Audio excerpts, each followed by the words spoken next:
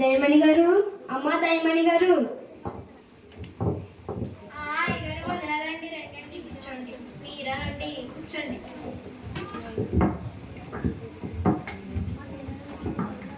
అమ్మ దయమణి గారు, ఇంట్లో అందరూ క్షేమమేనా? అందరూ బాగానే ఉన్నారు అయ్యగారు. సరే రండి అమ్మ, వచ్చిన వాక్యం చెప్పుకుందాం. రంగయ్య, రంగయ్య. అమ్మగారు చెప్పండి. అయ్యగారిని పాపడి తీసుకురా. అట్టాగానే అమ్మగారు.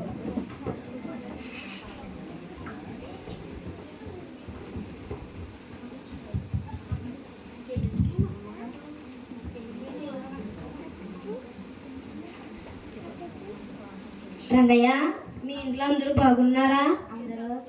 అందరూ బాగానే ఉన్నారు అయ్యారు. సరే రండి, చిన్న వాక్యం చెప్పుకుందాం.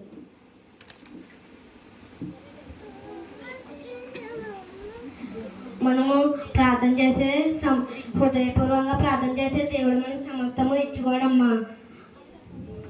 ఆయనకు అసాధ్యమైనది ఏదీ లేదు. ప్రతిదీ మనం అడిగితే తీరుస్తారమ్మా. దయచేసి ఆయన ప్రార్థించండి. సరే రండి అమ్మా, చిన్న ప్రార్థన చేసుకుందాం. స్తుతి స్తోత్రం ప్రభా. దయమణి గారి కుటుంబం తెచ్చింది ప్రభా. దయమణి గారికి మంచి ఆరోగ్యం తెచ్చింది ప్రభా. అలాగే అబ్రహం గారు దీవించండి ప్రభా. అబ్రహం గారికి మంచి ఆరోగ్యం తెచ్చింది ప్రభా. అలాగే వాళ్ళకి ఇచ్చిన బిడ్డను దీవించండి ప్రభా. మంచి ఆరోగ్యం తెచ్చింది ప్రభా.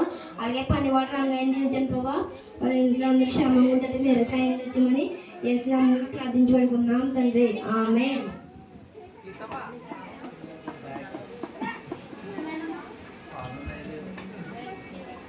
వస్తానమ్మా. సరే అయ్యగారు. సరే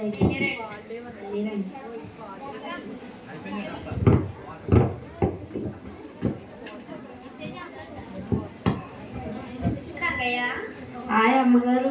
ప్రభు ఏమడిగినా ఇస్తారా? ఏమారు అమ్మగారు, నాకైతే తెలీదు. అందరూ నిజమైన దేవుడు అడిగింది ఇస్తాడు అంటారమ్మా. సరే అయితే నేను ప్రభుని అడుగుతాను. అట్టాగేనమ్మగారు.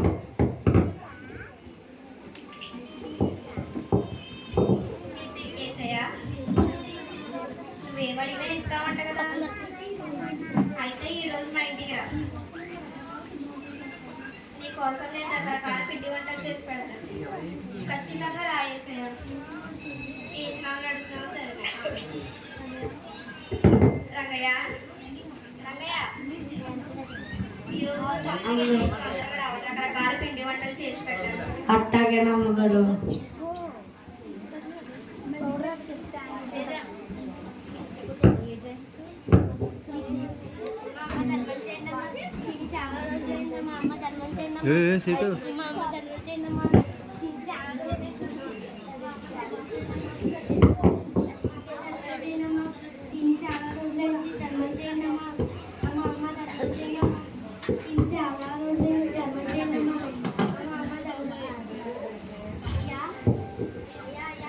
రంగయ్య, రంగయ్య.